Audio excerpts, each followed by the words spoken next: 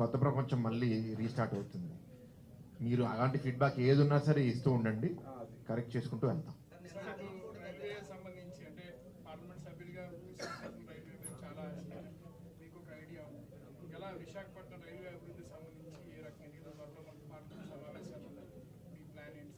అంటే ఫస్ట్ అసలు passengers అనుభవించేది railway station. ఆ స్టేషన్ను గతంలో మీరు ప్రధానమంత్రి గారు వర్చువల్గా అది ఇనాగ్రేట్ చేసినట్టున్నారు. 600 కోట్లతో రెనోవేషన్ అనేది. అది మొన్నే రథయాత్ర కోసం స్పెషల్ ట్రైన్ ఫ్లాగ్ ఆఫ్ చేసుకున్నప్పుడు డిఆర్ఎం చెప్పారు.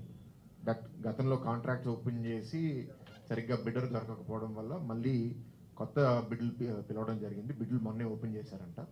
దాంట్లో ఒకరిని ఫైనలైజ్ చేస్తారు. అది అతి త్వరలో అది పూర్తి చేసేసి ప్రయాణికులకి అందరికీ ఒక చాలా అద్భుతమైన ఎక్స్పీరియన్స్ రైల్వే స్టేషన్లో క్రియేట్ చేయాలనే ఉద్దేశం అయితే